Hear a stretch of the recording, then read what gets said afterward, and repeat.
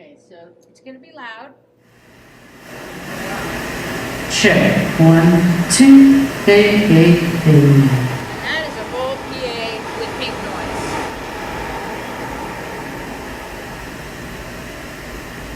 Now, some people listen to hours and hours and hours. I know this room, and I know that it's tuned to the way that I need it to start.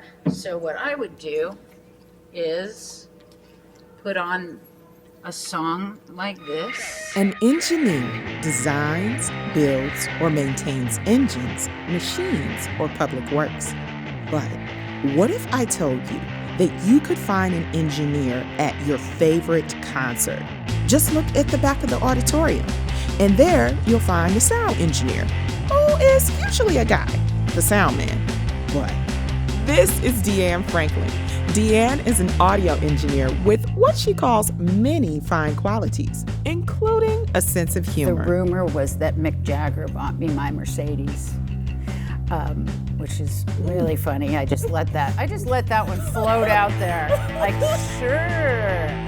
With over 30 years experience, she's engineered the sound behind major artists such as Tom Waits, Nirvana, David Byrne, Kesha, and Pink. I used to do Les Claypool's hair back in the day. Come listen with us as Deanna gives you her sound, her experiences. I sat in the studios when a lot of the punk rock bands were recording, and I'd go, that probably needs a little more guitar, and probably that needs a little more of that.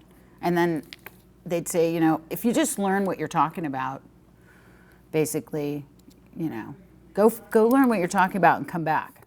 Being in Los Angeles in the early 80s, it was not very female friendly. And the live engineering, it was relatively unheard of. I know that there were gals out there, I know wherever you are. You were out there doing it, making the inroads. But I ended up not finding anybody in LA that would take me seriously, that I wanted to give up hairdressing and go into sound. They just didn't get it. Listen to that. One of the things that a lot of young ladies might not expect is for this to actually be an option in pursuing a STEM field. Not having been great in school, I had a fear of anything that was considered STEM. So I kind of like the idea of STEAM, having the arts added in there. The thing is that there are physics. You can delay a lot of things to make things sound correct. And a lot of that is through mathematics and physics.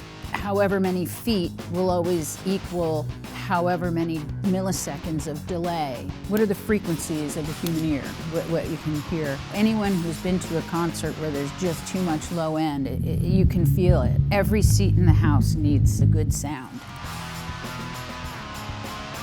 I want to see a woman working with one of those super big groups where everybody has their own bus, and I'd like to see a woman make the kind of bucks that men make at that top. I advise any gals and women that have ever asked me to just, the only way to do it is to just do it, just jump in.